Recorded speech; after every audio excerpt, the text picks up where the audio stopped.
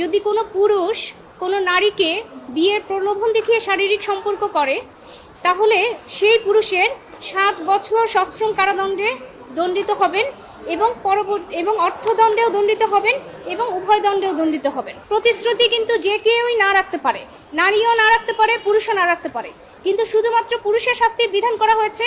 এবং এখানে কিন্তু বিবাহিত অবিবাহিত কারো বিষয়ে আলাদা করে কিছু বলা হয়নি। এখন দেখা যেতে পারে যে একজন বিবাহিত নারী যিনি 2-3 সন্তানের মা, তিনিও দেখা যেতে পারে প্রতারণা করে আরেকজনের সাথে চলে গেছে, তারপরে বলবে আমাকে বিয়ের প্রলোভনে শারীরিক সম্পর্ক কেন করলো। যেহেতু নারীর কোনো আলাদা করে শাস্তির ব্যবস্থা নাই, তাই শুধুমাত্র পুরুষকে শাস্তির বিধান রেখে আইনটি।